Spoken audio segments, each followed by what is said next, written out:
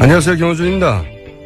탄핵 심판일이 다가오자 박 대통령 변호인단은 특검 자체가 위헌이라고 주장하고 있습니다. 말이 안 되죠. 특검 임명장을 수여한 당사자가 바로 박 대통령이고 특검 조사에 협조하겠다는 약속까지 했었습니다.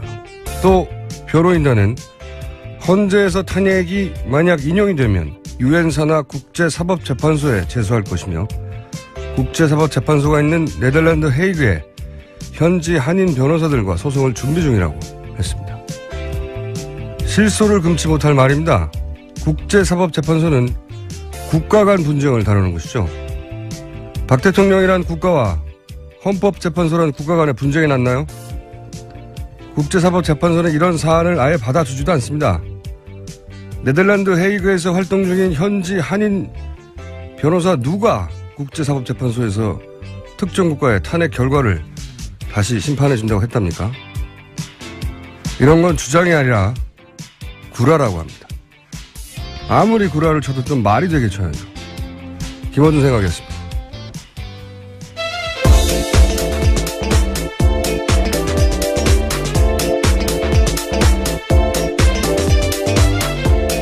시사인의 김은지입니다. 네. 국제사법재판소. 네네.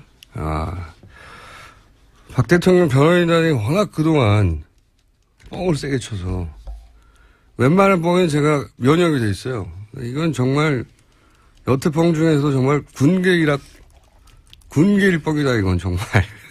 국제사법재판소에서 헌재판 이게 제가 보기에는 가짜뉴스의 소재로 제공하는 것 같긴 한데 여기는 국가 간 분쟁을 다루는 거거든요. 영토 분쟁이나. 예, 그런 사실을 알고도 일부러 그런 주장을 할 가능성이 큽니다. 가능성이 큰 게 아니고 당연한 거죠. 이 변호사가 한 얘기인데. 이거 외교적 분쟁을 다루는 건데 박사모가 정부는 모르겠어. 그럼 제소를 할 수 있죠. 근데 박사모가 정부라 하더라도 제소할 상대가 없잖아요. 그렇잖아요. 국가 간 분쟁인데. 참네. 탄핵이 인용되면 박 대통령은 그냥 개인이에요. 그렇죠. 네, 전직 공무원이에요, 공무원. 국제사법재판소를 비판하는 사람 중에 개인, 단체, 기업들 제소를 안 받아준다고 비판하긴 하는데, 아예 이 국제사법재판소가 생긴 이래로 재판 결과를 다 공개하거든요. 홈페이지 가보면 46년인가 47년부터 재판이 시작했는데, 영국 대 알바니아인가요? 국가 대 국가예요, 전부 다. 당연하죠. 그러라고 생긴 건데. 제가 만약에 화성에 제가 소유한 주상 복합 건물이 있습니다. 뭐 이런 말을 했다고 쳐요. 그러면 기사에 그냥 실어줍니까? 말도 안 되는 소리라고 하지.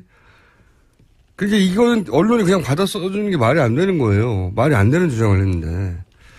더구나 법을 가장 잘 아는 변호사가. 게다가 더 웃긴 거는 헤이그에서 활동 중인 현지 한인 변호사들과 소송을 준비 중이라고. 한 발 더 나간 뻥이죠, 이게. 정말 가짜뉴스의 그 행태를 그대로 띠고 있는 것 같습니다. 그러니까요. 헤이그에서 활동 중인 현지 이런 말을 하면, 아, 그래요? 헤이그에 활동 중인 현지 변호사 사무실 연락처 좀 달라고 기자들이 물어봐야죠. 있을 리가 있습니까, 이런 사람이? 아, 정말. 최순실 씨 같은 경우에도 유엔 인권위에다가 자기 인권 침해 당했다고 제소한다 그랬었거든요. 그러니까 이제 가짜뉴스의 소재이고 예. 부당하다는 걸 말하려는 건데 이런 얘기를 하면 되물으면 되잖아요. 헤이그 한인 변호사 누군가요? 한 번만 물어보면 됩니다. 나올 리가 없거든요. 설사 헤이그에 활동 중인 현지 한인 변호사가 있을 수 있다 하더라도 더군다나 그 사람은 여기에 이 탄핵 결과를 가지고 국제사법재판소에 갈 수 없다는 거를 당연히 다 알죠. 그걸 왜 몰라요? 야, 이런 뻥을 칩니까? 이런 뉴스를 그냥 고스란히 실어주는 게 문제예요. 아, 정말. 자, 첫 뉴스는 뭡니까? 네, 국가정보원이 어제 헌재 정보 수집한 사실은 있다라고 인정을 했는데요. 어제 열린 국회 정보위에서 이병호 국정원장이 밝힌 바라고 김병기 더불어민주당 간사가 브리핑했습니다. 그러니까 헌재에서 헌재를 담당하는 조직과 인력 존재하고 정보 수집 행위 있었다. 이렇게 인정을 한 거죠. 정보 수집은 했는데 사찰을 안 했다? 네, 그렇게 해명하고 있습니다. 왜냐면요, 사찰이라고 하면 도청을 하든 미행을 하든 그런 게 있어야 하는데 절대 그런 건 없었다. 이렇게 이병호 원장이 주장하고 있거든요. 사찰의 정의가 도청과 미행이에요. 카톡 보면 어떻게 돼요? 카톡. 문자를 보거나 통화 내역을 확인하거나. 예전에 그 이탈리아 해킹팀의 제품, 해킹 네, 제품. RCS요. 예. 예. 그 제품은 뭐 한다고 하고 했습니까? 네. 그리고 이유가 더 재밌어요, 이유. 아니, 헌재 재판소를 왜 정보 수집을 하느냐 했더니 이제 대공, 뭐 이런 얘기 했는데, 헌재 공산당이 있다는 얘기입니까? 대공이 왜 나와요, 여기서. 되게 웃긴 변명이라고 생각이 드는데, 국가정보원이 아니라고 할 때, 국가정보원을 압수수색을 한다든지 뭘 할 수가 없잖아요. 네. 이렇게 부인하겠죠, 당연히. 네, 허용된 범위에서만 여기도 한정해서 인정하고 있어가지고요. 쉽지 않습니다, 압수수색.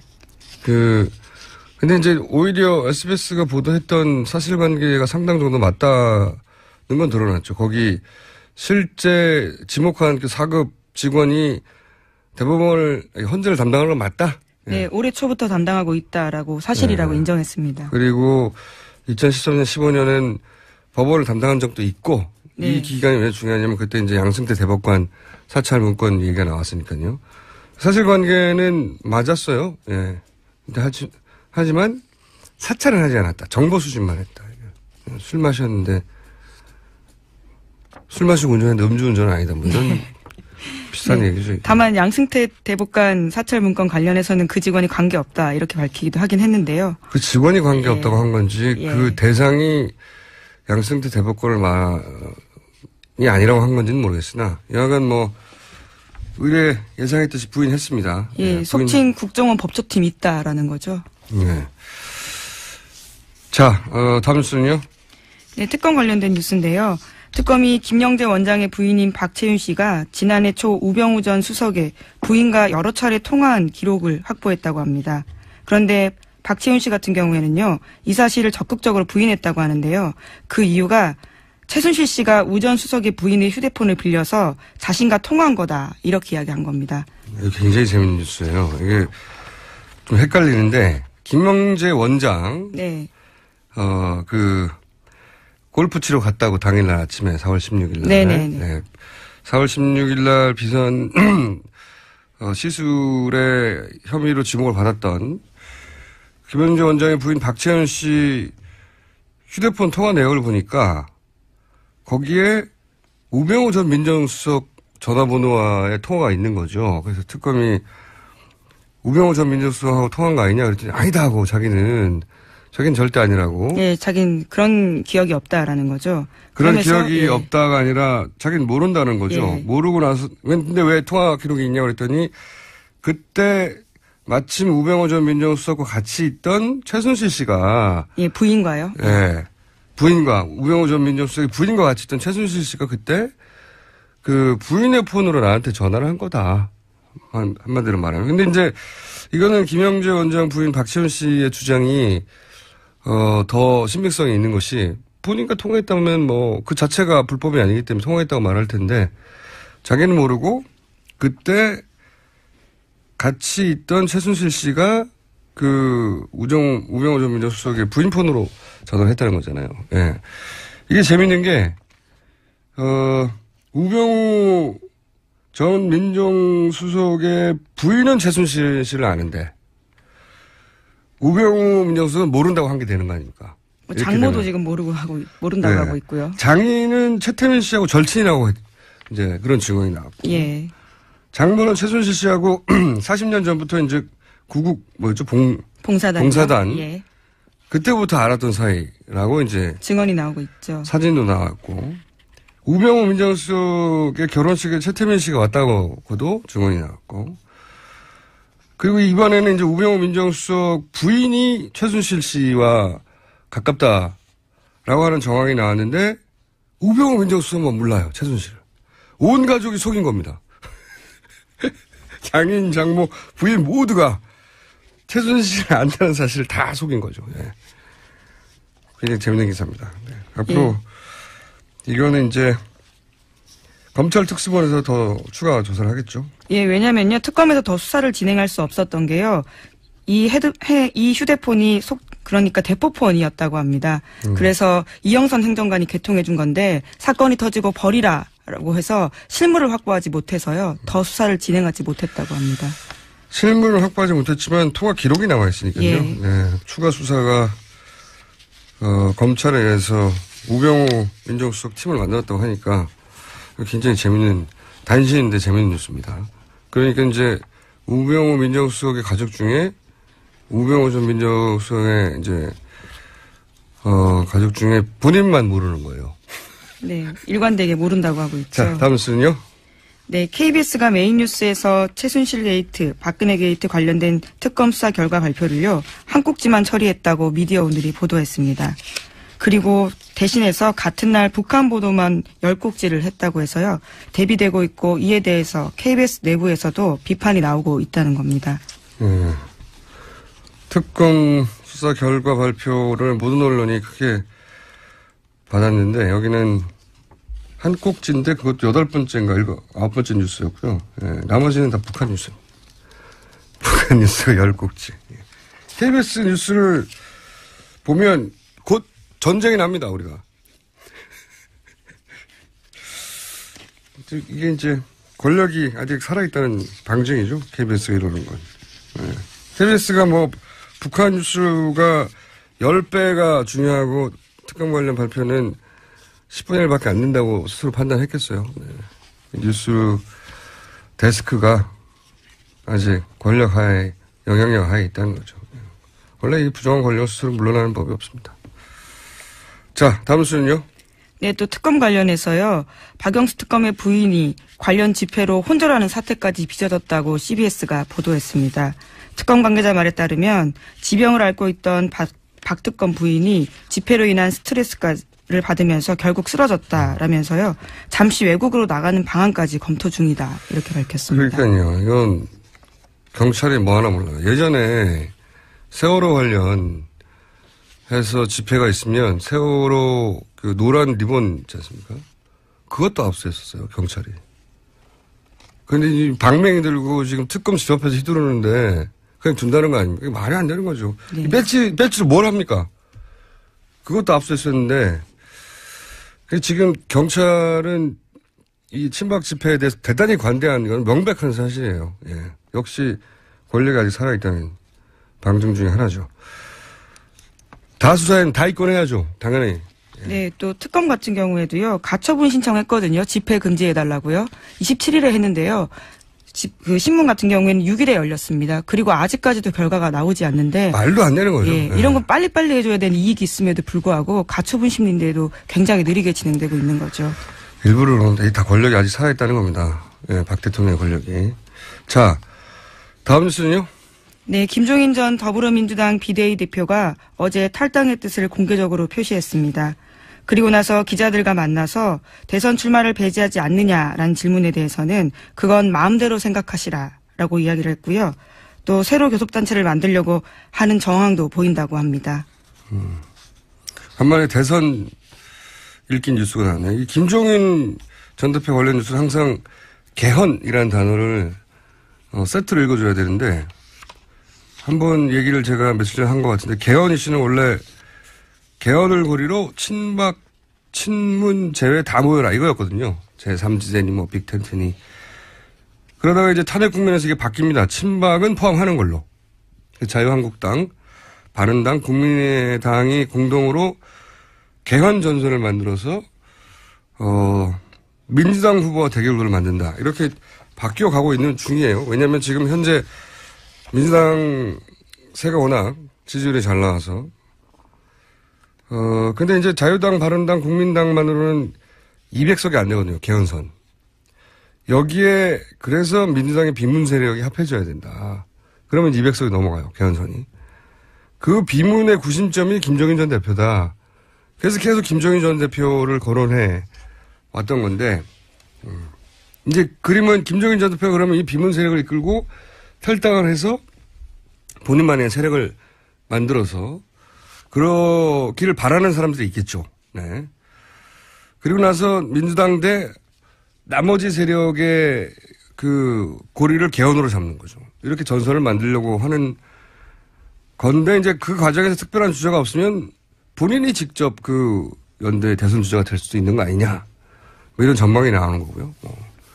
근데 정치인이 이제 큰 그림을 그리는데 그리고 그 큰 그림 속에서 자기 뜻을 펼치겠다는 게 나쁜 게 아니죠. 모든 정치인이 다 그렇게 하죠. 예. 근데 제가 이 탈당 뉴스 관련해서 재밌었던 대목은 국론이 양분되어서라고 하던데 우선 국론이 양분이 비율이 안 맞아요. 예, 8대2예요. 양분이 아니고. 근데 어쨌든 본인이 그래서 국민 대통합을 이루겠다. 이게 탈당의 명분이에요. 국민 대통합. 설사 국론이 5대5로 양분되었다고 해도 본인이 뭐라고 국민 대통합을 합니까? 여러 당을. 국민 대통합의 상징성이 본인한테 없는데 저는 이 명분이 좀 웃깁니다. 네. 국민 대통합이 필요하다고 쳐도 그게 왜 본인이에요? 네. 하여튼 김종인 전 대표 관련 뉴스는 항상 개헌을 키워드로 같이 읽어줘야 됩니다. 네. 여기까지 하고 자 또 특검이나 최순실 관련 뉴스는 없나요? 예. 최순실 씨가요. 이번에는 장관 인사까지도 개입했다라는 서울신문 보도가 있는데요. 장관 인사뿐만이 아니라 대사, 금융권까지도 손을 뻗쳤다라는 건데 이임순 순천향대 교수 공소장에 따르면요. 이 교수는 서창석 서울대병원장 등을 통해서 보건복지부 장관, 교육부 장관, 식약처장, 베트남 대사 후보까지 물색해서 최순실 씨에게 추천했다라는 겁니다. 이게 제가 보기에는 말이죠. 박근혜 대통령 그 변호인단이 최근에 들어서 이제 박근혜 대통령 입장이라고 계속 주장하는 그리고 최후 진술, 최후 변론 내용도 그렇지만 박 대통령은 최순실 추천으로 단 한 명도 임명한 적이 없다는 게 이게 입장이거든요. 혼자 낸 입장이고요. 근데 이제 보면은 우리가 너무나 잘 아는 그 유명한 김종 전 차관부터 이임순 순천향대 교수 추천으로 들어갔다는 거 아닙니까? 본인이 인정했고 양자가 인정했어요. 예. 그러면 이임순 교수만 아는 사람을 대통령이 어떻게 알았죠? 김종 차관 같은 경우에는 하정희 순천향대 교수의 추천이 있었던 걸로. 예. 참. 그리고 차은택 씨는요? 예, 차은택 씨는 스스로 밝히고 있습니다. 최순실 씨 추천을 받아서 베트남 대사는요? 베트남 대사도 최순실 인정했는데 서창석 서울대 병원장을 또 이임순 교수가 추천했다는 거잖아요. 예, 주치의로요. 그리고 차은택 씨가 추천한 사람이 또 있지 않습니까? 자기 스승, 삼촌. 예. 네네. 장관 교문수석 됐잖아요. 그러니까 우리가 너무나 잘 아는 이름들, 모르는 사람들 빼고 이름들도 그 당사자들이 다 인정했는데 대통령은 아니라는 거죠, 지금. 네. 심지어 대통령 말이요. 왔다 갔다 하는 게 정규재 TV와의 인터뷰에서 1월 초에 했었을 때는 문화 부분은 조금 있다. 이렇게 또 인정한 바가 있거든요. 말씀이 왔다 갔다 합니다. 네, 지금 뭐 대사, 장관, 금융권 인사도 어제 저희가 한번 다룬 것 같은데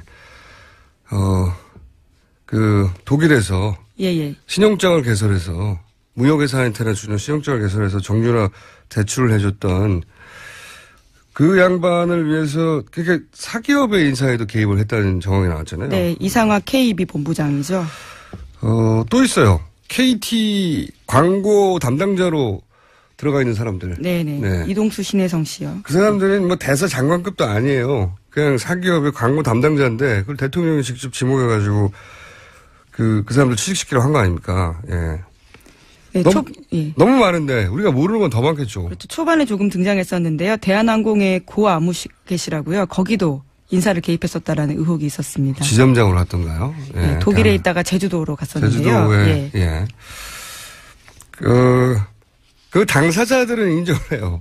당사자들은. 그리고 추천하는 사람들도 내가 추천했다고 하고 그리고 자기가 추천하는 사람이 결국 임명되는 걸 보고 깜짝 놀랐다. 뭐 이런 얘기 계속 나오는데 네. 임명권자는 아니라고 하는 거죠. 예. 나는 단 한 사람도 그렇게 한 적이 없다. 예. 말이 안 되는 거죠. 예. 그러면 어떻게 알았대요? 한 명도 그런 사람이 없다고 하면 이런 제기되는 인물들에 대해서 나는 나의 루트로 이렇게 알았다라고 반론을 제기해야죠. 차은택은 이렇게 알았다. 김종은 이렇게 알았고 다 얘기를 해야 되는데 그건 없어요. 아니다. 당사자들이 다 맞다는데 본인은 아니다. 게다가 다이어리도 나왔지 않습니까? 우리 종범실록에도. 네네. 거기에 인사 관련된 자료 정말 많습니다. 거기서 특히 그 KT 인사 같은 경우 메모 다 있잖아요. 네, 전화번호도 쓰여 있고요. 대통령이 하라고 해서 한 걸로 다 돼 있잖아요. 다 아니라고. 자, 한 꼭지 정도 더 제목 스크린 할 수 있을 것 같은데 뭐가 있습니까? 예, 지난 6일 경기 오산공구 기지에요. 사드 발사대 2기가 사드. 예, 도착했습니다. 큰 뉴스죠. 네, 저희가 탈핵 국면에 어서 사실 미루고 있는 중요한 아이템 중에 하나인데 사드는 이제 미국이 중국을 상대하는 데서 우리를 장기말로 활용하는 거죠. 활용하는 거. 저는 그렇게 바라봅니다. 중국 입장에서 바라보면 예전에 왜 케네디 시절에 구소련이 쿠바에다가 미사일 갖다 두려고 했잖아요. 그 쿠바 위기로 여기는 거예요. 중국 입장에서는. 바로 코앞에 다가오니까. 예. 바로 코앞에서 자신들이 미국에 대해서 가지고 있는 핵 견제 능력, 이거 약화시키는 장비가 오니까 중국은 이렇게 난리를 칠 수밖에 없죠. 예. 사드 관련해서 제 불만은 다른 거 다 떠나서 이게 북한이 미국까지 이제 미사일을 날릴 수 있는 대륙간 미사일을 ICBM을 개발하고 있고 그걸 탐지하려는 것도 중국을 견제하기 위한 사드인데 미국도 말하잖아요. 사드는 미국 본토 방어용이라고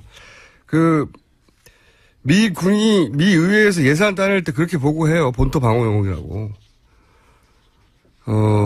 트럼프도 얘기하셨습니까? MD 시스템이라고. 미사일 방어 시스템이라고. 예, 예.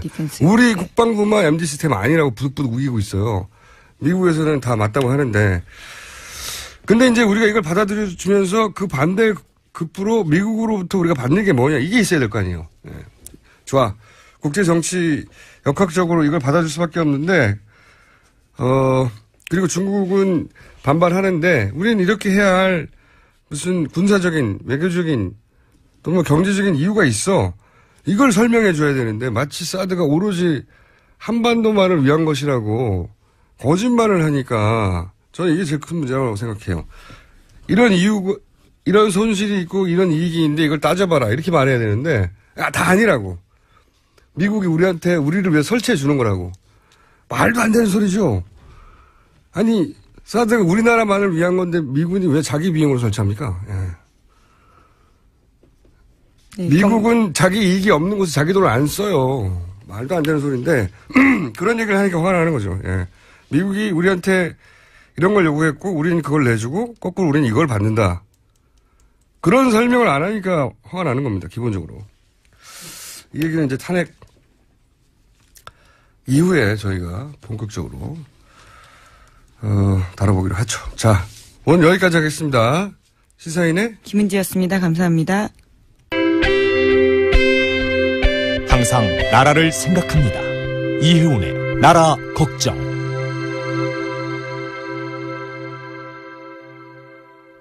나라 걱정 이전에 당 걱정이 심각한 상황입니다.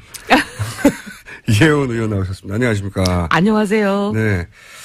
바른정당 분위기가 불안불안할 것 같아요. 헌재 판결이 난다 하면서 계속 안 저희가 나니까. 사실 어제 전까지만 해도 저 같은 경우는 네. 탄핵에 대해서 의심한 적이 없거든요. 단 한 번도. 예. 네. 뭐 1%도 의심한 적이 없는데 갑자기 어제 선고 기일이 미뤄지니까 그동안 우리가 이런 일이야 설마 없겠지 했던 그 설마가 사람 잡는 거 아니야? 막 이렇게 좀 걱정이 돼요. 당내도 그런 분위기가 있어요? 예. 근데 그 설마가 뭐냐면 헌재 재판관들끼리는 네.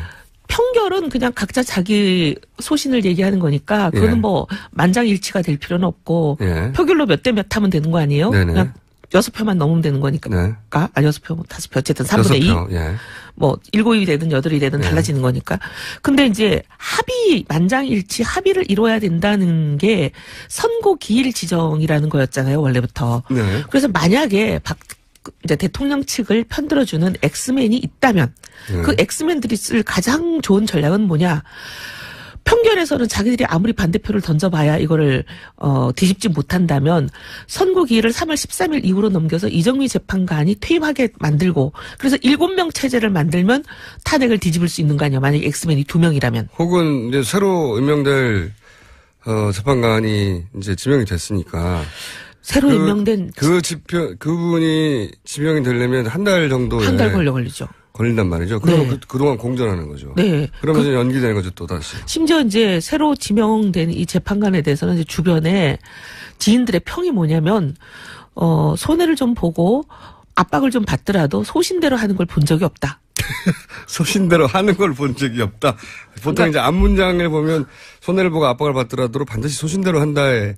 아니 근데 그 지인들이 앞문장이- 그렇게 얘기를 해요. 뭐 사법연수원 동기생이나 이런 사람들 몇 군데 전화해봤더니 늘 보면 누구랑도 이렇게 사이가 나빠지는 걸 원치 척을 않기 지지 때문에, 않고. 예, 네. 척을 지지 않으려고 하기 때문에 특히 대세를 이제 추종해 간다. 윗사람이든 자기를 추천한 사람이든 이런 사람들과 굉장히 잘 지내려고 하는 성격이다 이렇게 얘기를 해요. 그런 우려가 좀 있다. 네. 예. 그분의 실력을 떠나서 그분의 성향이 그러하다는 그러하다는 세평이 있다는 거죠. 세평이 있어요. 예. 예. 그래서 이제 걱정하시기로는 3월 13일을 이러다가 넘기는 거 아닌가. 넘기면 이건 완전 탄핵은 정말 위험해지는 상황이 되잖아요. 넘겨서 혹시 이제 그러면 7인 체제가 되니까 그럼 새로 임명하자고 하고 또 한 달 지나가게 될 거고 그리고 나서도 그 8인 체제에서 이제 그 이전과는 다른 양상. 예. 이 벌어져가지고 이게 이제 기각이 돼버린다든가. 예를 들면 뭐 각하가 된다든가. 가능성에 관한 얘기인데요. 새로 임명될 걸로 예상되는 분이 예를 들면 어떤 압력이나 이런 거에 영향을 받아서 예. 기각적으로 돌아선다든가. 교학적으로 돌았으면 이거는 탄핵은 안 되는 거죠. 예. 계속 끌고 그냥 연말까지 갈 수도 있는 상황이 돼버리는 거예요. 두 명의 소위 엑스맨이 실제 존재하는지 아닌지는 모르겠으나 그런 얘기들이 많았는데 예. 지금 시점이면 나와야 하는 건데 아직도 안 나오는 걸 보니까 너무 불안한 혹시 거죠. 그 엑스맨 설이 사실인가? 이렇게 생각이 되면서 막 갑자기 어제 굉장히 저희는 많이 걱정했어요. 내부적으로. 예. 예. 제가 진작부터 걱정하라고 말씀드렸잖아요. 아예 근거 없는 얘기는 아니다 싶은 여러 가지 정황들이 있는데 물론 뭐 그렇다고 해서 반드시 그 두 사람 혹은 뭐 두 사람 이상일 수도 있는데 그분들을 성향 분석 뜻대로 된다는 건 아니지만 이게 안심만 하고 바라볼 일은 아니다라고. 예. 그렇다고 뭐 저희가 뭐 헌재를 압박할 수도 없고. 할 수 있는 카드는 없죠. 정말 기도만 하고 있어요. 더더군다나 바른정당 같은 경우에는 탄핵을 기치를 들고 분당한 곳이기 때문에 탄핵을 기치로 분당을 했기 때문에 지금 태극기 부대는 완전히 바른정당이 배신자라는 등 완전히 그냥 바른정당만 타겟으로 해서 죽이고 있잖아요. 거기다가 또 이제 저희는 기각이 되면 전원 총사퇴 의원직 떼겠다 이렇게 했기 때문에 저희는 이제 기각되는 순간 뭐 사라지는 상황이 될 것 같아요. 저는 사라지진 않을 거라고 봐요. 아, 네. 왜냐하면은 사퇴서 내도 의장이 받아줘야 되는데 그런 국회의원 그만큼의 국회의원이 한꺼번에 사라지는 걸 국회의장이 받아줄 리가 없죠. 하지만 어쨌든 정치적으로는 굉장히 입지가 좁아지는 네. 상황이 되는 거고 네. 좁아지는 정도가 아니라 이제 뭐 어떻게 합니까 이거? 그게 말도 안 된다고 생각이 드는데 이 정도 사안에도 탄핵을 못하면 정말 어떻게 하라는 거죠? 아니 사실은 이게 뭐 바른정당의 문제가 아니라 대한민국의 문제죠. 그러니까요. 만약에 이런 혐의, 증거, 물증, 온갖 개 증언 이렇게 나왔는데도 탄핵이 통과가 되지 않는다면 탄핵은 도대체 언제 쓰라고 만들어 놓은 제도인지. 그러니까요. 정말 이 정도 사안. 이건 헌법에서 탄핵이란 제도를 없애는 게 맞다고 생각해요. 저도 그렇게 생각하는데, 예. 하지만 우리는 8인 중에 한 명이 아니기 때문에. 자, 그리고 저희 PD가 기도하신다고 하니까 기도는 저쪽이 훨씬 많이 하는 것 같다고 지금. 그쪽이요? 3일절 나와서도 하고. 이런 말 하면 죄송하지만 도대체 누구 기도를 들으실지 분명할 것 같아요. 이분 행보에 대해서 어떻게 생각하십니까? 이게 영향을 바른당에도 미칠 것 같은데, 김종인 전 대표가 탈당하셨잖아요. 네. 근데 탈당을 예고했죠. 곧 탈당할 것 같은데. 오늘 탈당일을 접수한다고 또 뉴스에 났더라고요. 네, 근데 그 뉴스들이 맞는 적이 별로 없어가지고요. 아, 그래요? 네. 그런데 여하간 이게 이제 바른정당에는 민주당에는 좋지 않은 뉴스고 바른정당에는 좋은 뉴스 쪽으로 분류될 수 있는 건데 예, 딱 그렇지만 않다 하더라도 하나의 가능성이 열릴 수도 있으니까. 자 김종인 전 대표가 우선 대선 후보로 본인이 직접 선수를 뛸지도 모른다. 이런 얘기들이 있는데 그건 어떻게 보세요? 저는 현재로서는 뛸 가능성이 99%다. 그리고 정말 앞으로 이제 뭐 정치 상황이 격변을 해서 예상치 못한 김종인 대표님 생각에 전혀 예상치 못했던 상황이 전개된다면 이게 이제 의도가 무산되는 거죠. 계획은 세웠지만 실행이 안 되는 그런 상황이 될 수 있는데 그런 특별한 이변이 없으면 저는 실행하실 것 같다. 대선 주자로 출마하실 거라고. 네, 왜냐하면 지난 9월 달부터 벌써 주변에 있는 분들 얘기가 나온다. 그리고 상당히 준비하고 있다. 뭐 심지어 어떤 분은 실탄도 준비하고 있다. 실탄이라 하면 자금.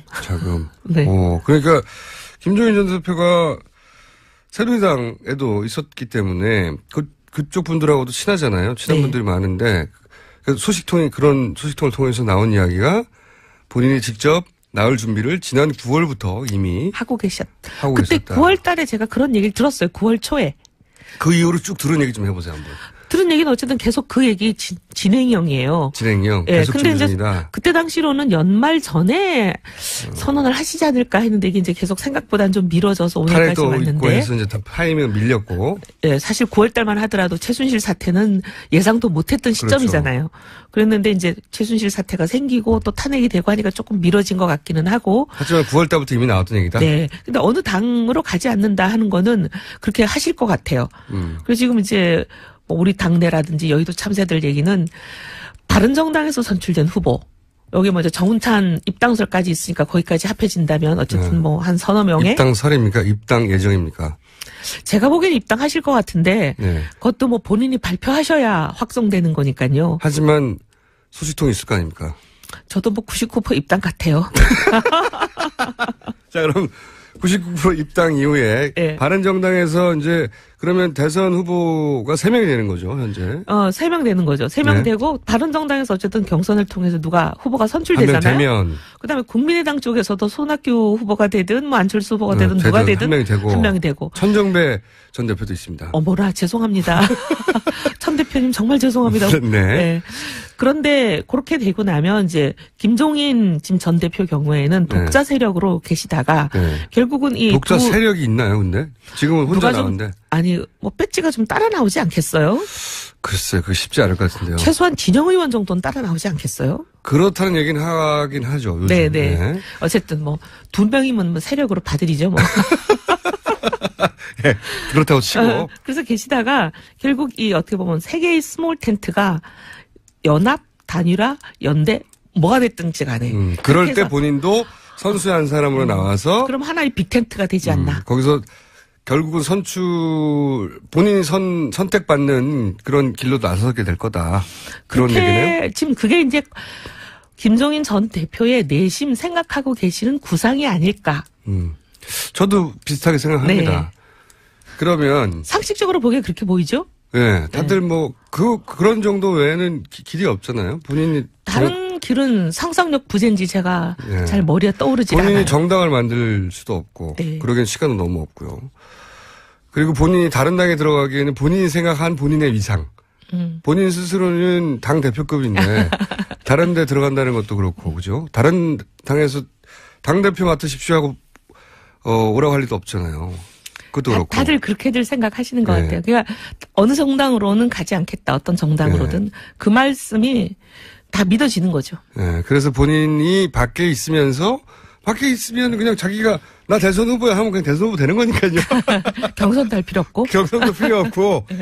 네. 제가 보기엔 경선하면 집니다. 당내에서. 어디 들어가서 하든 간에. 다 져요. 그런데 그렇게 선언을 해서 이제 본인도 선수의 한 사람으로 뛰어들 가능성이 99%다. 그런 얘기는 오래됐다 이미. 예. 9월 달에 그 얘기 들었을 땐 되게 충격이었어요. 네. 뭐 심지어 실탄 얘기까지 나와서 실탄. 그 정도까지 구체적으로 계획을 세우시나?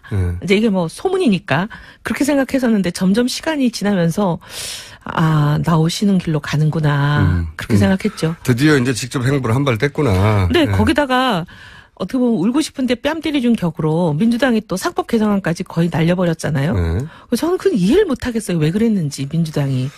그렇게 저도 개혁개혁 모르겠어요. 얘기하면서 네. 특히나 이번 최순실 사태를 보면 얼마나 재벌의 구조개혁이 필요한지 절실한지 온 국민이 자. 공감을 하고 있는데. 민주당을 깔 수 있는 타이밍이니까 마음껏 공개하세요. 그건 뭐 민주당 의원들이 나오면 나중에 얘기하겠죠. 근데 제가 더 궁금한 것은 이거예요. 그 바른정당에서 혹은 의원님이 보시기에 대선 후보로서의 경쟁력은 있다고 보십니까? 독자적인? 누구 저기 김종인 전 대표요? 네. 사실 되면 참 잘하실 분인데 네. 우리 정치의 비극은 되면 잘하실 분들이 꼭 잘 되기가 어렵더라고요. 대부분 잘하실 분에 동의하는 분도 있고 동의하지 동의 안 않는 하는 분도 있겠지만, 네. 어쨌든 제가 궁금한 것은 지지율이 나오겠냐 이겁니다. 한마디로 말하면. 제가 이제 함축적으로 말씀드렸잖아요. 되면 잘할 분들이 꼭 보면 되게 어려운 게 지지율이 잘 안 나온다는 뜻이죠. 지지율은 안 나올 것이다. 네. 치명적인 이야기네요. 자, 정운찬 그러면 전 총리죠. 네. 예. 정치인들은 항상 직전에 가장 높은 직책을 불러줘야 되니까. 정운찬 전 총리는 얘기가 거진되어 가는 중인 걸로 지금 보이는 건데 그러면 그죠? 정운찬 총리 입장에서도 선택지가 많지 않은 것 같아요. 그렇죠. 네, 왜냐하면 국민의당으로 감정적으로 틀어진 것 같고요. 아유 개문발차라고 얘기하는데 얼마나 모멸적이에요. 개문발차가 뭐예요? 원래 그쪽으로 가야 할 여러 가지 가능성을 마음이. 타진하고 계셨던 것 같아요. 저희 방송에도 나오셨는데 그때만 하더라도 국민의당으로 많이 기울어진 듯하게 얘기를 하셨는데 그 사이에 그때는 저희가 어떻게 보면 구애를 잘 안 했던 때거든요. 예. 절로 이제- 가겠거니 하고 있었구나. 아 근데 우리 사람인 줄도 모르고 그래갖고 막 창당하고 뭐 하는데 완전히 그냥 정신이 팔려가지고 그러고 있다가 이제 좀 정신을 차려서 정운찬 후보 정도면 우리랑 비슷한 길 아닌가? 우리가 영입을 하고 모셔오려고 노력을 해도 가능성이 있는 분이다. 이런 생각들을 이제 서서히 하면서 이 사람 저 사람이 많이 얘기를 한 것 같아요. 그래서 바른정당에 어느 정도, 오시는 길이 살 길이다. 근접했군요. 네. 그래서 그런데 지금 문제는 말이죠. 정운찬 전 총리도 합류하게 된다 하더라도 현재 바른당 후보들이 너무 바닥이에요, 지지율이. 뭐 어쩌겠어요. 지금 나라가 완전히 양극단으로 양분돼가지고 양극단 아니에요. 8대2. 8대2. 많이 봐도 8대인데 8대인데 이제 제 얘기는 비중이 똑같다는 뜻은 아니고 네. 양쪽이 갈라지긴 했다. 갈라지면서 네. 서로가 굉장히 극성스러운 사람들이 빨아당기고 있는 거잖아요. 그러니 중도가 이게 뭐 설 자리가 없어요. 양쪽이 다 땡겨가가지고. 지난 시간에 한번 말씀드렸지만 저는 그렇다기보다는 바른정당에서 항상 그렇게 얘기하는데 80%에 부합되도록 바른정당이 명쾌하게 행동하지 못한 게 아닌가. 이걸 반반으로 해석한 거 아닌가 그런 생각이 들어요, 저는. 사실은 뭐 저희도 그런 점을 인정합니다. 아니 근데 어쨌든 제가 궁금한 건 이거예요. 그래서 당내에서 우리 지금 기존 후보로는 안 되는 거 아니야? 이런 얘기 있잖아요. 아니 근데 그런 얘기를 한 분이 딱 한 분 계시는데요. 네. 전 좀 미련한 것 같아요. 아니 이거는 완전 딱 한 분 누굽니까? 자살골이죠. 아니 뭐 언론 검색해 보시면 바른정당 후보 교체론 검색해 보시면 딱 누군지 나오니까 제 입으로 얘기 안 하겠는데 한 사람의 얘기예요, 원래 출발이? 그분만 얘기하셨어요. 어쨌든 공개적으로는 마음속으로 그런 생각을 가진 사람이 또 있는지는 모르겠지만 공개적으로 언급을 하신 분은 그분인데 근데 그분의 경우는 쟤는 정말 속상한 게 자살골이거든요. 그러면 예를 들면 이 후보로 안 된다 그러면 대체할 만한 다른 대안이 있을 때 얘기하는 게 현명한 거죠. 혹시 김종인 전 대표가 무슨 교감이 있는 분 아닙니까? 그분이 김종인 대표하고 가깝지는 않은데 네. 김호성 대표랑 오히려 가까운 분이죠. 네. 근데 김호성 대표는 안 나온다는 것을 거의 정하신 것 같거든요. 네. 그리고 제가 봐도 김호성 대표님이 지금 나오기는 쉽지가 않은 게 보수정당 후보 적합도 조사 이런 게 막 언론에 보도가 되잖아요. 네. 그런 걸 보면 유승민 의원이 거의 뭐 다른 사람 더블 스코어로 1등이에요. 맞아, 적합도는 높은데 지지율은 안 나는 상황이죠. 그러니까 이제 보수 후보만 놓고 보면 그렇다는 건데 네. 근데 그런 상황에서 김무성 후보가 나온다고 선뜻 나서기는 어려울 것 같아요. 지지율이 안 나올 거라고 봅니다. 예. 그러니 그럼 김무성 대표로 교체하자고 주장하는 게 만약에 그분의 의도라면 김무성 대표가 나올 수도 없는데 그런 소리를 해가지고 당의 후보를 기스내고 주저앉히는 거야말로 자살골이죠. 간을 보는 거겠죠. 간을 봐도 될 때가 있고요. 보면 안 될 때가 있어요. 근데 어쨌든 자구체가 뭡니까? 지금 당내에서 어떻게 해서 띄우자 뭐 이런 얘기 있어요? 저희가 이제 탄핵 이후에 지각 변동을 기대하면서 탄핵 이후를 많이 준비하고 있죠. 별 계획이 없는 것으로 지금 파악되고 있고. 특히 유승민 의원은 뉴스공장에 안 나와서 안 뜨는 거예요. 여기 다 거쳐갔는데 왜 안 나오시나 몰라요. 아, 다 거쳐갔어요? 정말 한 사람도 거의 다 빠짐없이? 거쳐갔어요. 거의 다. 어머, 정말. 그래요? 전정배 전 대표님 죄송하고요. 아, 유력 주자들. 1% 이상은 거의 다. 1% 이상은 예. 남경필 후보도? 그럼요. 2번인가 3번인가 나왔는데요. 어머나, 그러셔요? 예. 제가 꼭 말씀드리겠습니다. 여기를 거치지 않으면 무망하다. 홍문표 의원이 그런 얘기를 했나요? 홍준표? 홍문종 참. 아, 누가 그런 얘기를 했죠? 뭐라고? 교체해야 된다고 후보. 아니요. 아니에요? 우리 당내에서 나온 얘기예요. 당내. 아니, 홍문종 의원이야 뭐 자기 당이나 잘할 일이지 1%도 안 되는 사람들만 모시고 계시면서 뭐 3% 넘는 사람 걱정까지 할 필요는 없는 것 같고. 이런 거 오지랖이 넓다고 하죠. 말 나온 김에 홍준표 도지사의 출마에 대해서는 떨떠름하십니까? 좀 이해가 안 돼요. 아니, 우리나라가 그래도 명색이 법치국가고 하고, 네.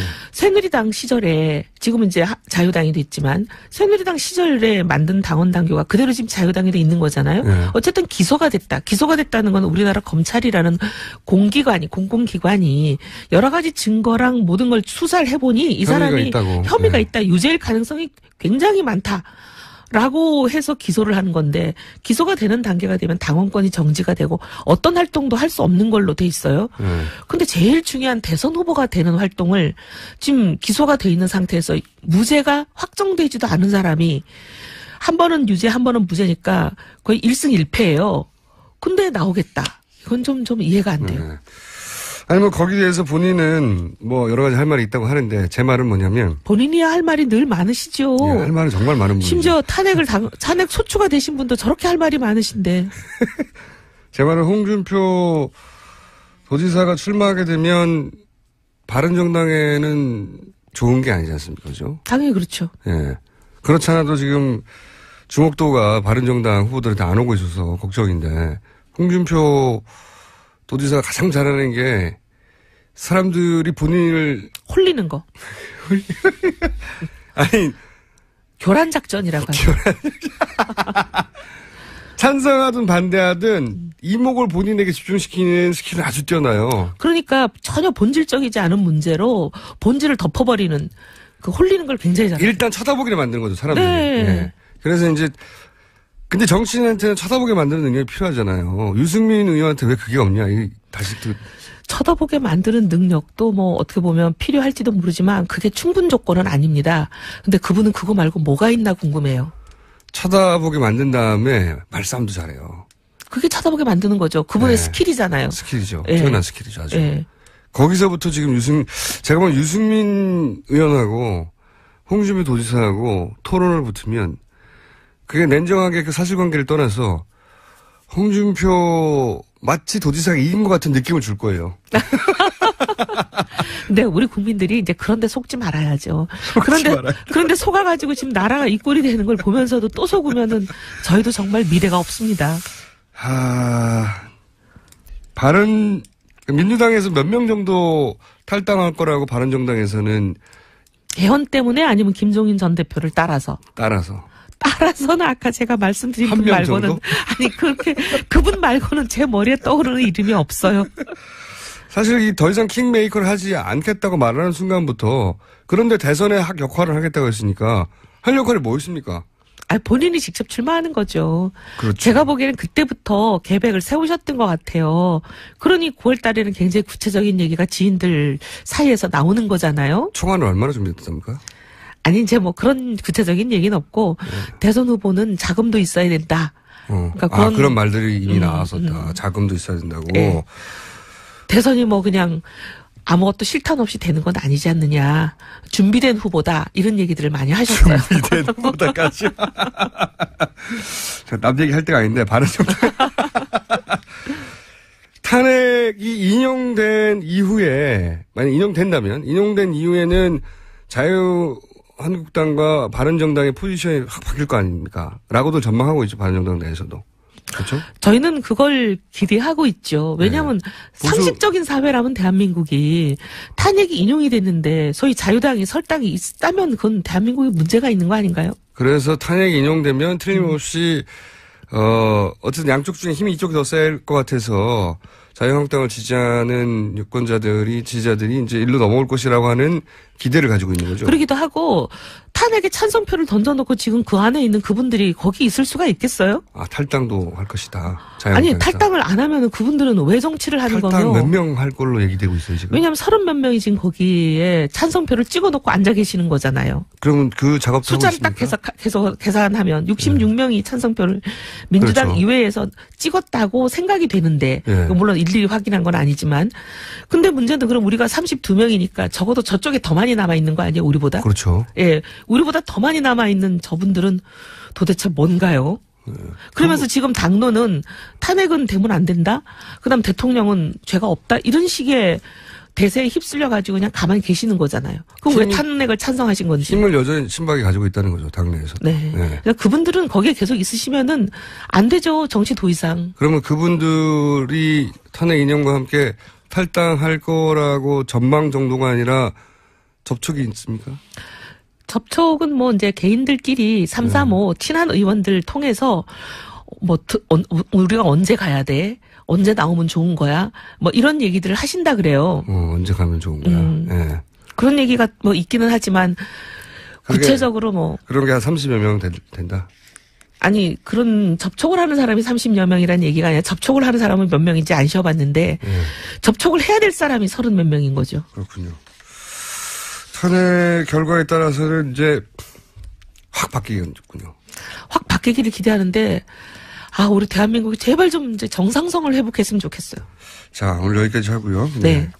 탄핵을 위해서 기도 중이신 이혜훈 의원이었습니다. 당 대통령과 최순실 씨가 경제 공동체라고 발표를 했습니다. 이 두 사람의 관계를 제대로 이해하려면 시간을 한참은 거슬러 올라가야 하죠. 그리고 가족이 아니면 알 수 없는 내용도 많습니다. 해서 오늘 저희가 이분을 어렵게 모셨는데요. 조순재 녹취록으로 알려진 조순재 씨, 최태민 씨의 의붓아들이죠. 장남 조용래 씨 스튜디오에 직접 나오셨습니다. 안녕하십니까? 네, 안녕하십니까? 네, 어려운 걸음 해주셔서 감사하고요. 우선 최태민 씨 가족관계가 워낙 복잡해가지고 간단하게 그것부터 정리를 좀 해보죠. 아버지 조순재 씨가 최태민 씨의 의붓아들이죠. 네, 그렇습니다. 네. 여기서 의붓아들이라는 건 그 최순실 씨의 모친 임선희 씨. 네. 예, 본인에게는 할머니 되시는 거죠? 네, 그렇습니다. 그런데 이제 최태민 씨와 재혼하기 전에 이전 혼인에서 낳은 아들 이렇게 되는 거죠? 예, 그렇습니다. 첫 번째 결혼하셔서 낳으신 첫 번째 자식이고 첫 아들이에요. 장남이시고. 네네. 예, 관계가 그렇습니다.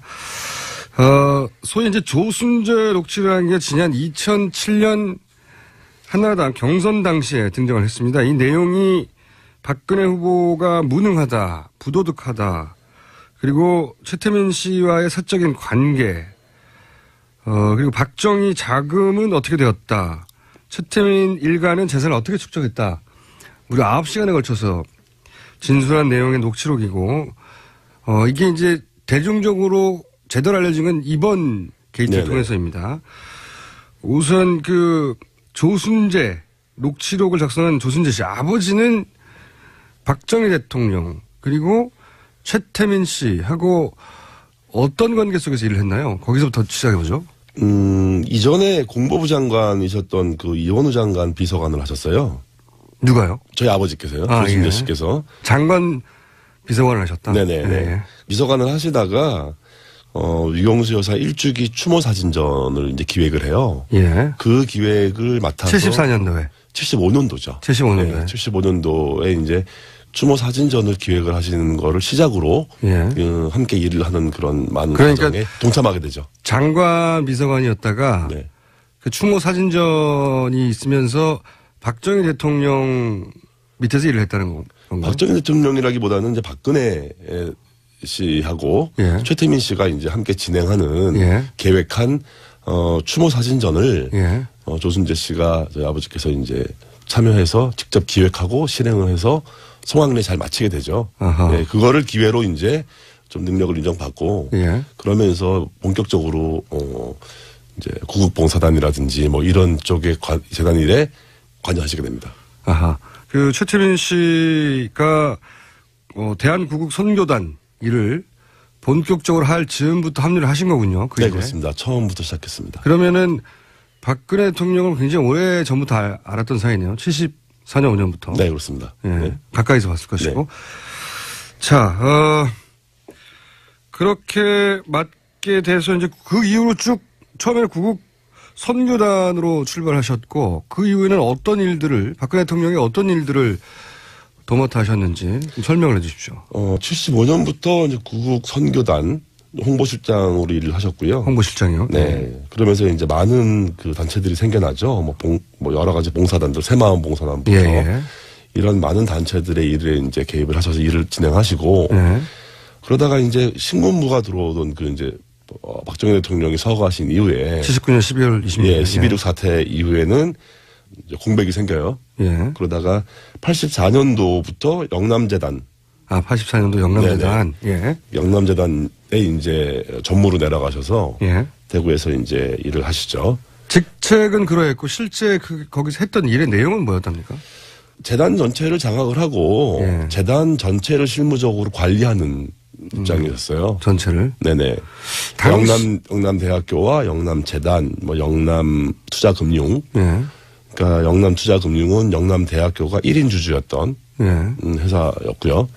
그리고 알려지기로는 영남대가 당시에 재산을 빼서 최태민 씨에게 넘겨주고 뭐 이런 일들이 있었다고. 네네. 그런 고발들이 있었는데. 네. 그 내용도 좀 설명해 주시죠. 아마 제가 알기로는 이제 아버지 하셨던 일이, 예. 최태민 씨에게, 예.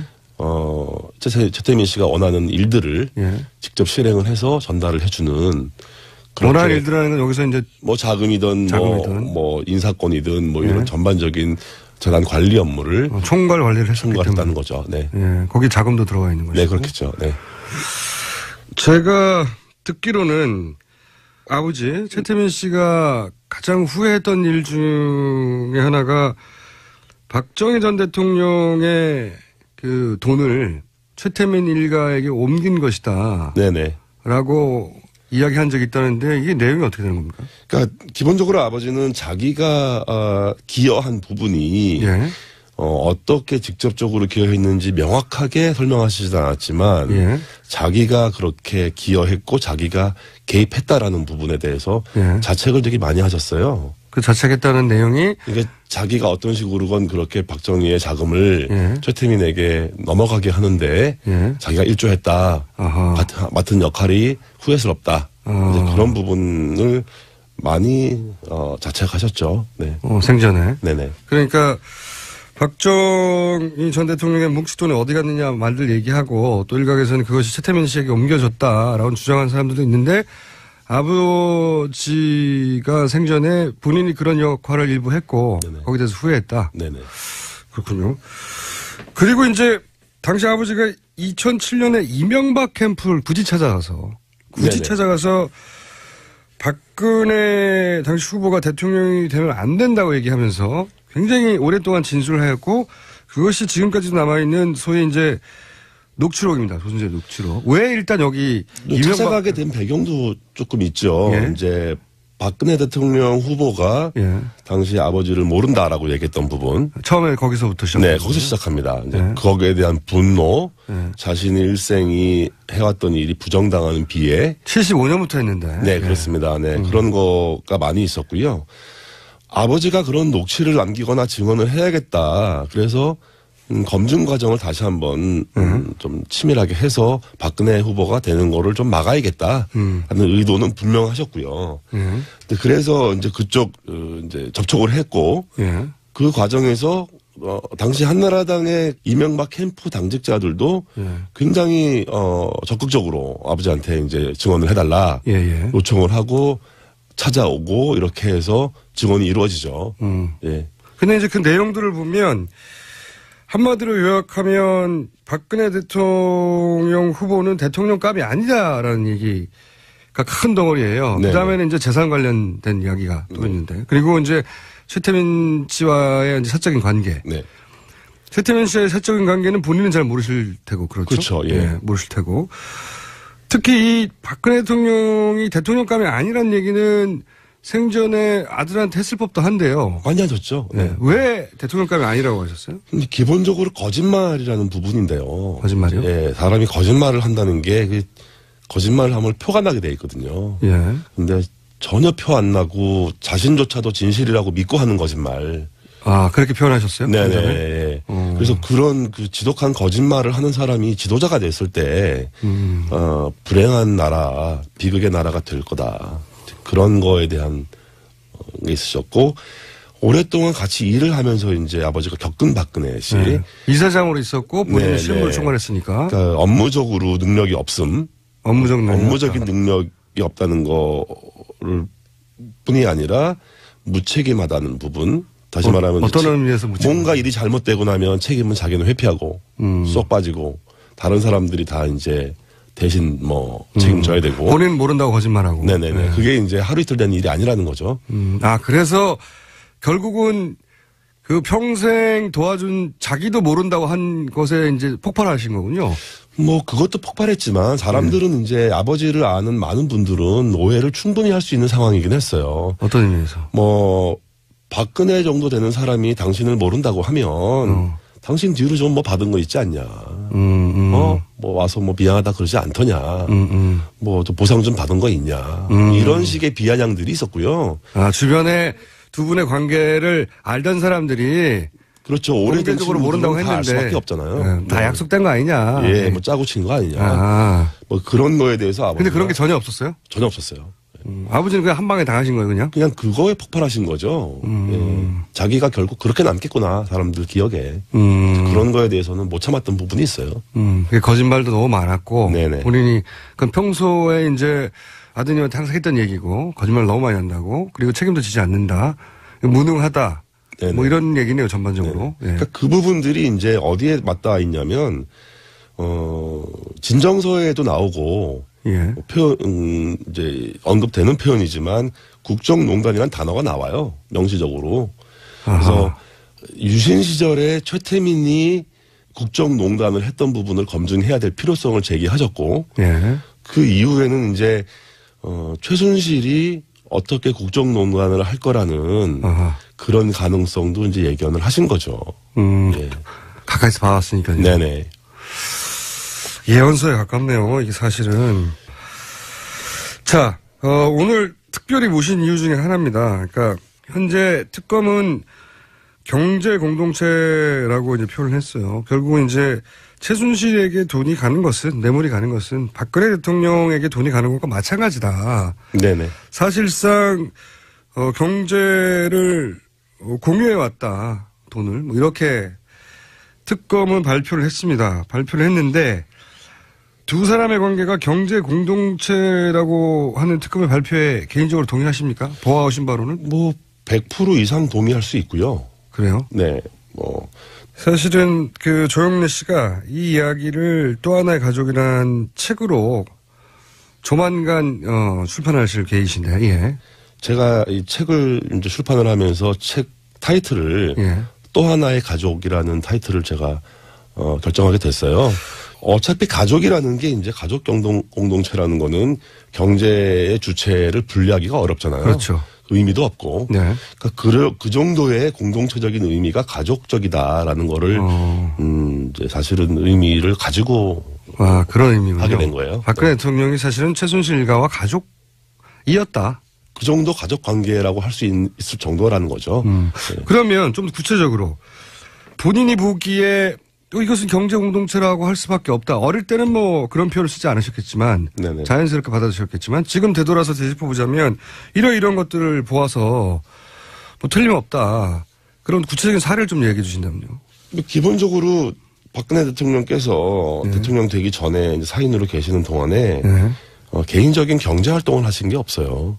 돈을 벌어본 적이 없습니다. 네, 소비 생활도 하신 게 없고 직접 소비 활동을 하진 않았으니까. 그러니까 물건도 자기가 직접 사본 적이 없다고 하니까. 뭐 박근혜 씨 집에서 이제 살림을 도와주는 가사 도우미부터 예. 운전기사, 예. 뭐 경비원 예. 이런 사람들도 저희 어머니가 이제 뭐 특히 이 가사도우미 같은 경우는 저희 어머니가 아는 분을 지인을 이제 보내주셨고 예.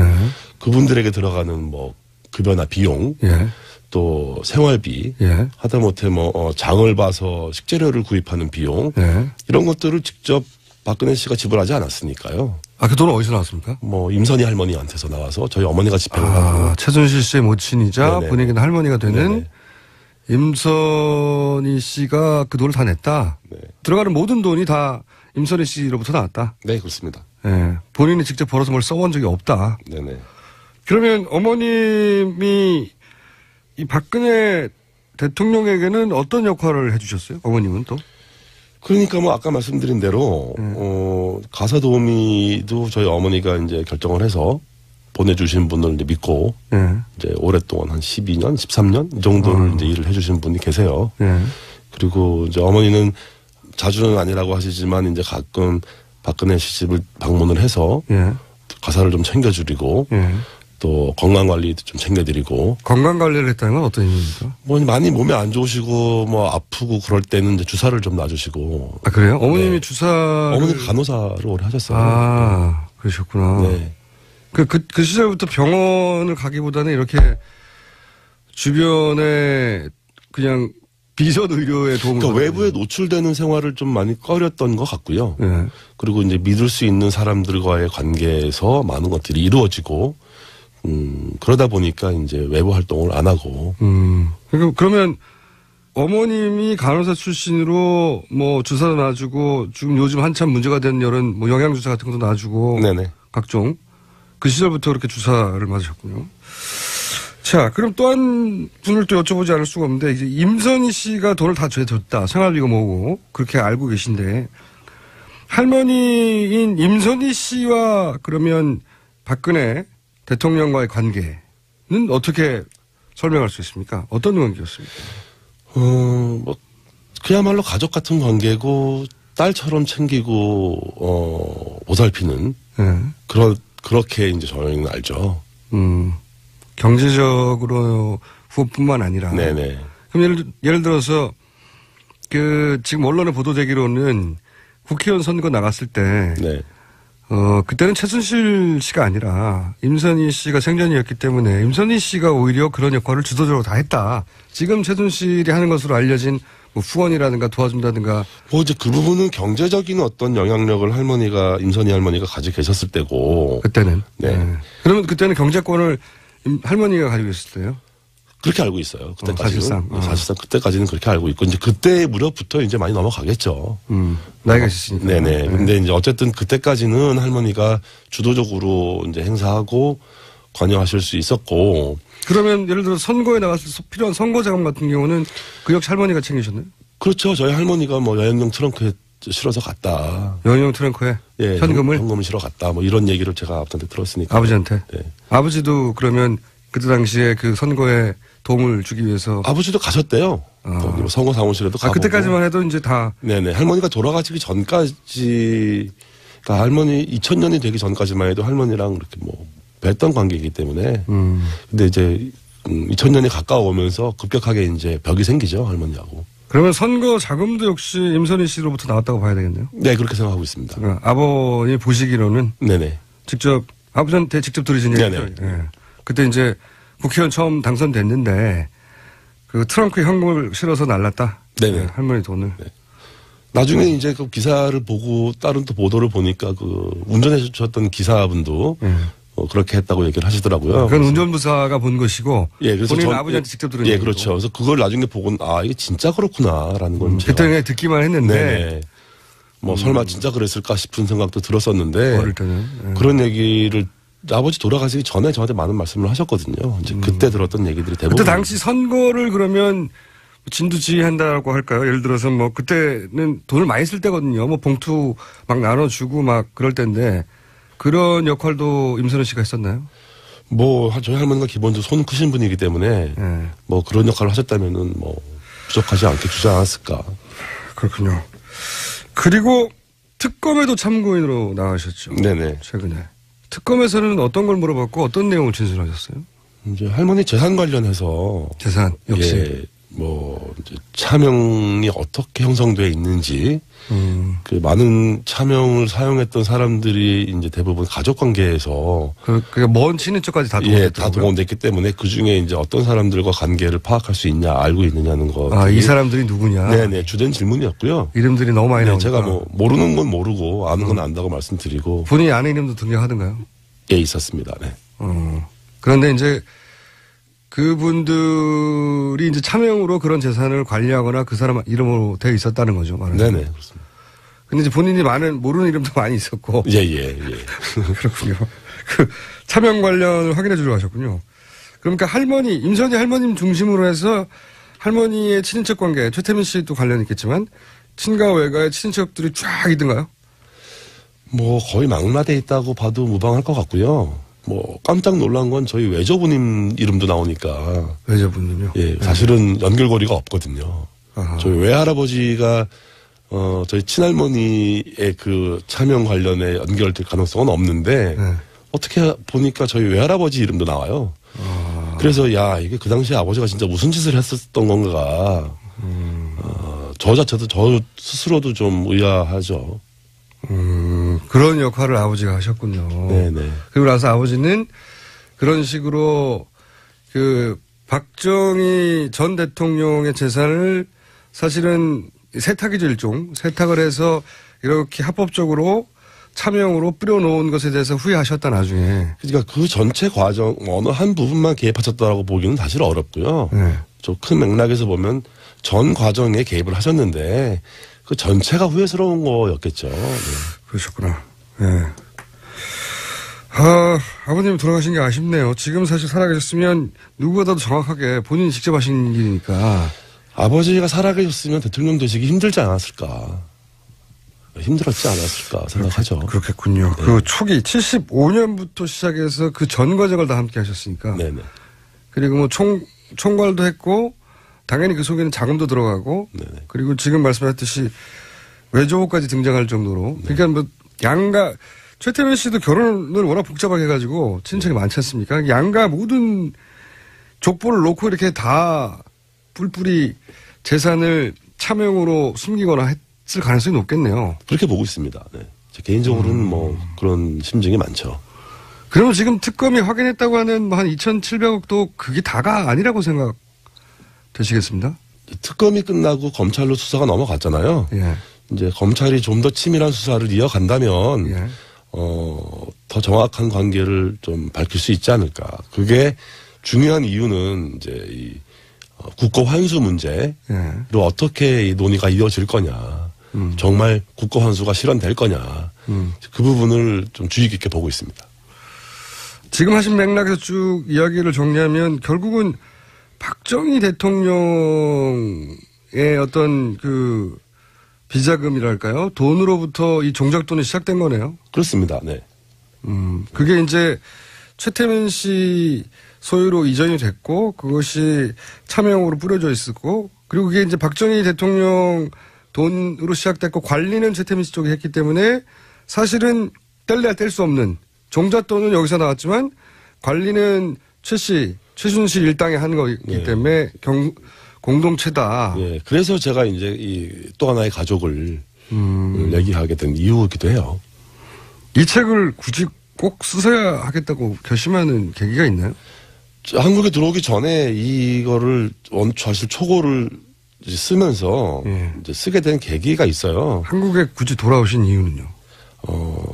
휴직을 했어요. 휴직하고 책을 좀 내야겠다. 최순실 사태 터지고 나서. 네네. 터지는 초기에 이 사태를 보면서 이제 아버지에 대한 보도가 나오고. 그렇죠. 아버지 육성이 이제 방송에서 나오는 걸 보고 마음이 굉장히 괴롭더라고요. 괴로우셨겠죠. 잘못하면은 정확하지 않은 역사가 남으면 좋지 않겠다. 본인이 아는 한. 네, 아는 한. 최대한 진실을 좀 남겨야겠다는 생각을 했었고요.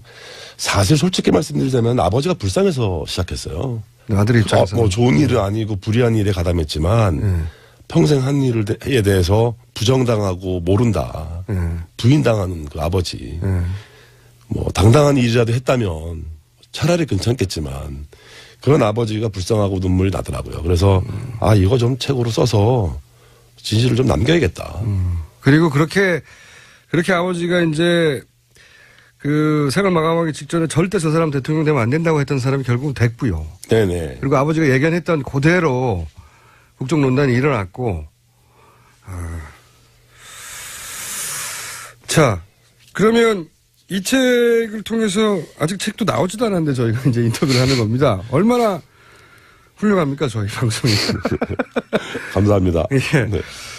이 책을 통해서 국민들에게 꼭 하고 싶은 이야기가 있습니다. 네. 네, 어떤 겁니까?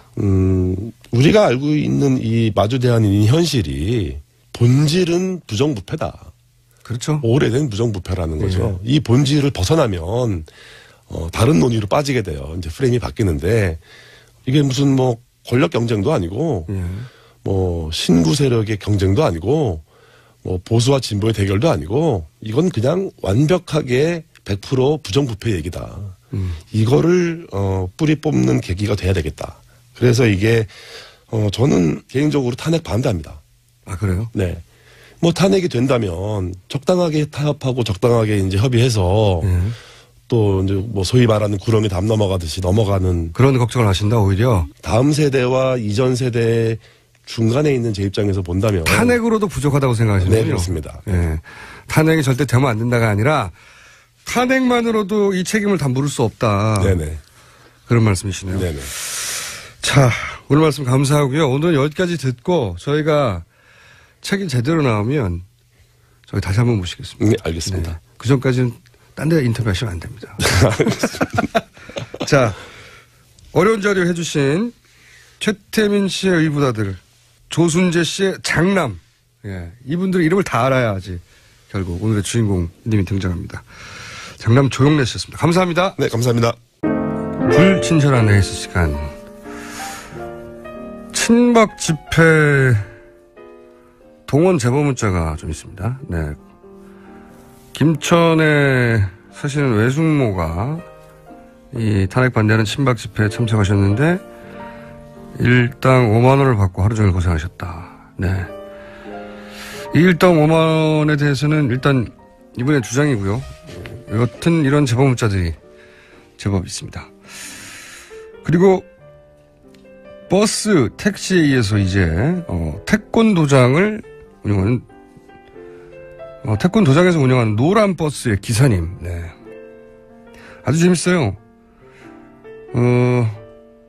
차에 탄 초등학생들과 시국에 관해서 열띤 토론을 벌이고 있다고. 네. 태권 버스 기사님. 네. 아주 훌륭하십니다. 그리고 또 색다른 곳에서 뉴스동장 듣는 제보 계속 이어지는데, 경기도 모 부대 군 간부의 부인입니다. 네. 근데 PX를 지나가는데 뉴스 공장에 나오네요. 좋습니다, 아주. 예. 여기는 순천의 한 병원입니다. 정형외과 5인실인데요. 내 옆에 환자가 뭔가를 들으면서 킥킥거리는 겁니다. 알고 봤더니 김어준 뉴스 공장. 네. 가구 박사입니다. 매일 많은 화물차가 집결을 했는데 모든 사람이 들을 수밖에 없도록 뉴스 공장 볼륨을 최대치로 키우고 있습니다. 훌륭하신 분들이 참 많군요. 네. 앞으로도 택시, 버스, 트럭 이외에 의외의 곳에서 뉴스 공장이 들리면 제보를 해주십시오.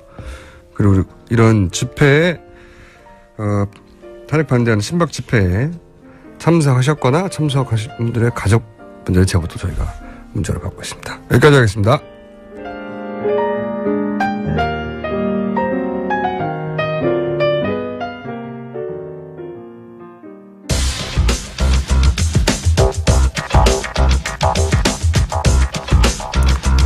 자, 팟캐스트의 과학이라는 장르를 열어 제낀 당사자입니다.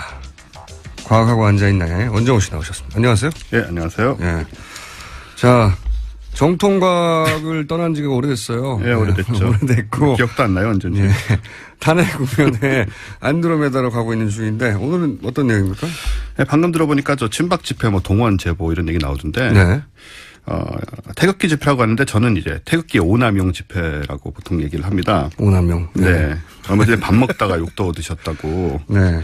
근데 200만 밥 먹는데 명이 지금 방금 말씀하신 네네. 거는 이제 박근혜 대통령 변호인단 중에 한 분, 모 네. 변호사가 태극기를 몸에 두르고 네네. 식사를 하셨는데 그걸 보고 있던 한 주민이 태극기는 그런 데 쓰는 데 있는 게 아니라고. 냅킨이냐, 뭐, 냅킨이냐, 앞치마냐. 태극기가 그러냐고 막 흥분하셔가지고. 네. 그런 영상이 인터넷에서 화제입니다. 네. 뭐 얼마 전까지만 해도 집회에 200만 명이 모인다고 하더니 요즘 500만 명이 모인다고 주장을 하시더라고요. 또 그렇죠. 500만 명. 어제는 네. 뭐 700만 명 설도 나왔다고 하는데 500만 명이면 서울시 인구 반이 나왔다는 얘기고. 그렇죠. 서울 시민의 절반인데 예. 이게 이제 듣다 보니까 과연 가능한 일인지 의심이 들죠. 네, 그 공간 안에 500만이 들어갈 수 있는가. 그렇습니다. 이걸 또 과학적으로 검증하는. 예. 바로 그런 시간입니다. 본인이 직접 하신 건 아니죠. 일단은 지난번 촛불 집회 인원 관련 연구를 발표하셨던 그 성균관대 신소재공학부의 원병목 교수님한테 제가 의뢰를 드렸습니다. 계산을. 일단 가장 바탕이 되는 질문. 예. 500만 명이 모이기 위해서 어느 정도의 공간이 확보되어야 하느냐가 기본이겠죠. 그렇죠. 그래서 교수님이 열심히 계산을 하셔가지고 어제 제게 결과를 알려주셨어요. 네. 네, 이게 또 이 방면에 학문이 있더라고요. 아, 그래요? 네, 이 계산은 그 군중 밀도 추산 전문가인 영국 맨체스터 메트로폴리탄 대학의 전문가가 있군요. 네, 군중 밀도 추산 전문가라는 직업이 있습니다. 군중 밀도 추산 전문가. 이 키스 스틸 교수의 연구에 기반한 건데요. 키스틸 교수라고 있답니다. 네, 실제로. 있습니다. 네. 군중 밀도를 페르미 밀도와 최대 한계 밀도로 추산하는 방식이라고 합니다. 무슨 말인지 모르겠고요. 네. 네, 이 연구에 따르면 서 있는 군중의 경우 페르미 군중 밀도는 평방미터당 3명 정도라고 합니다. 1m 안에 예. 군중이 밀집했을 때는 3명 정도로 3명 본다. 정도가 평균이다. 네. 그래서 500만 명이 이 기준으로 모이려면 167만 평방미터의 광장이 필요한데 이게 어느 정도 넓이냐 하면 축구장 228개, 축구장 228개. 네. 또는 서울광장 126개. 서울광장 네. 126개. 예. 또는 여의도광장 67개와 맞먹는 면적입니다. 여의도광장 67개. 네.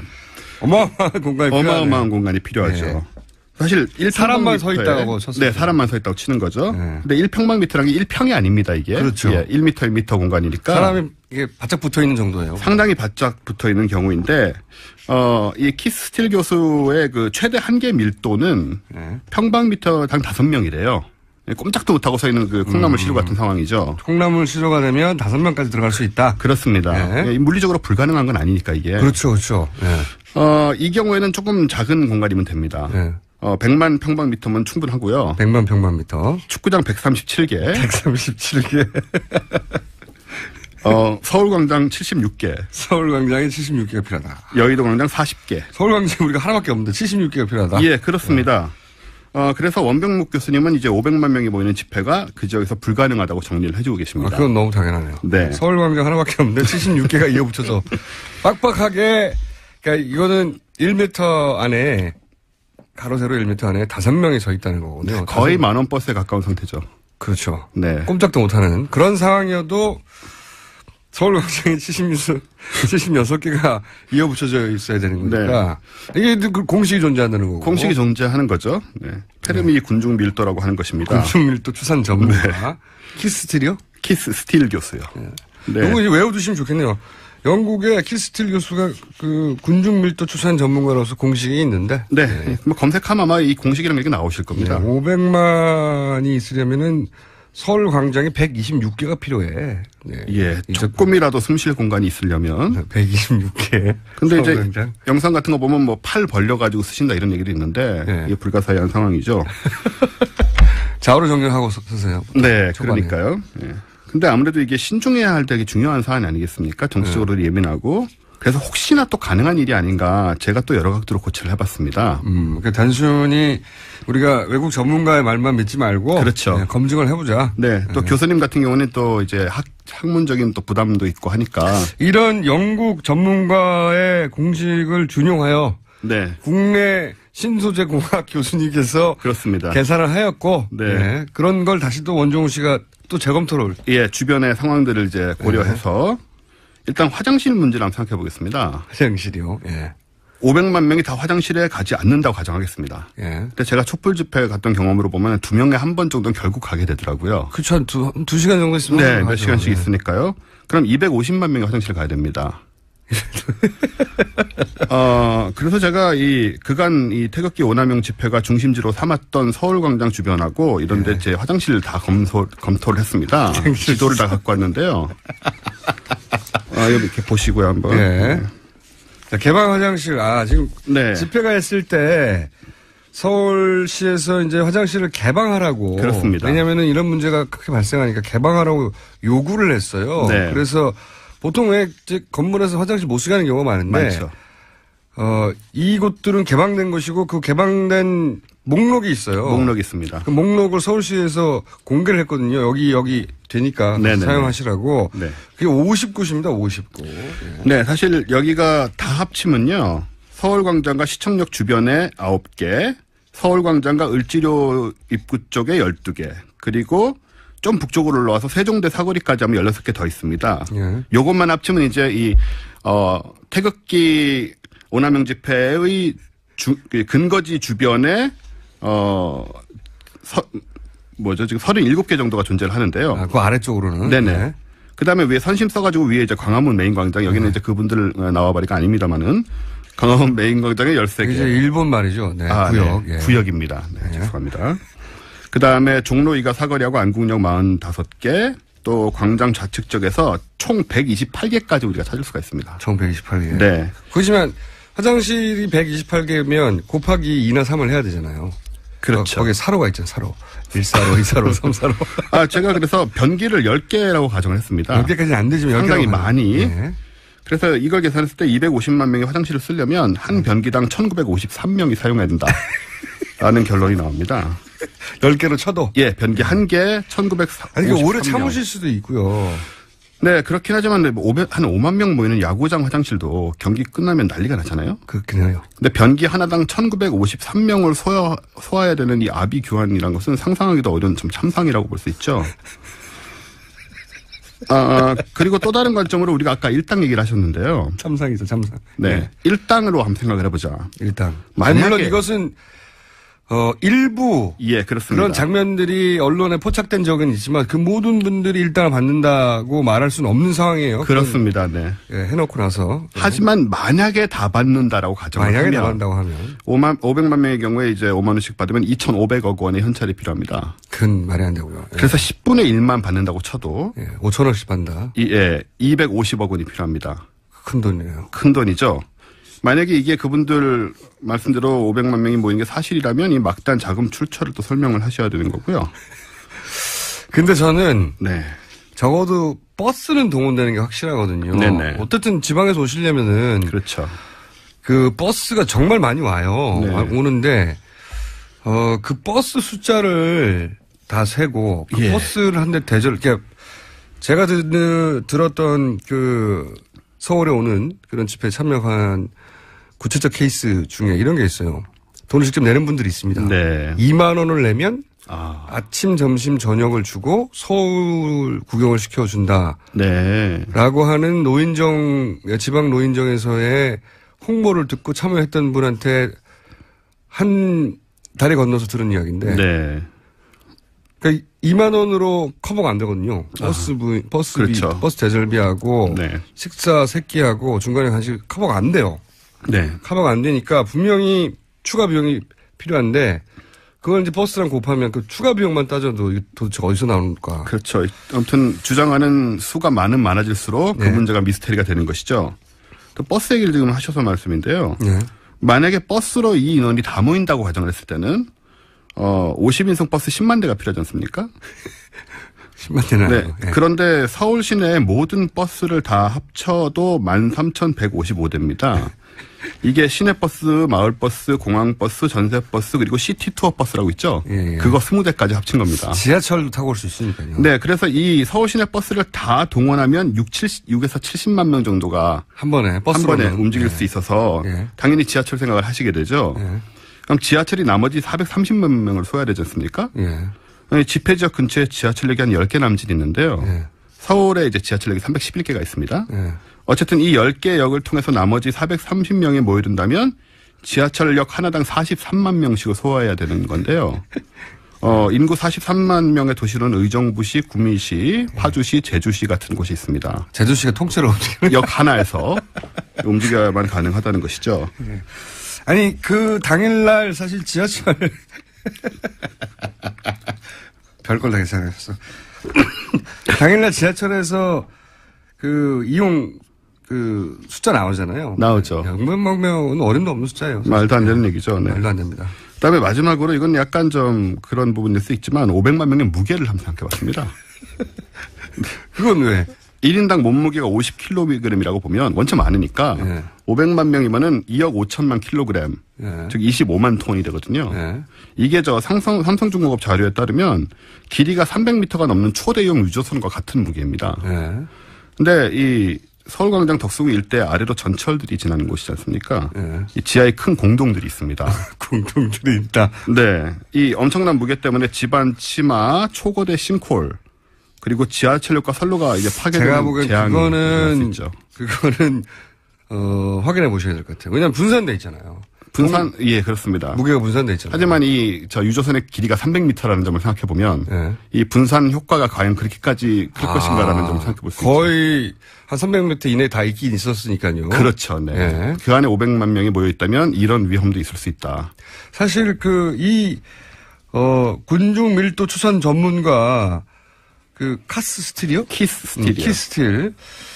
이분 방식대로 계산해서는 서울광장이 이제 126개가 필요하니까 서울광장 네. 하나밖에 없는데 네. 126개를 이어붙일 공간이 안 나오잖아요. 거긴 절대로. 전혀 안 나오죠.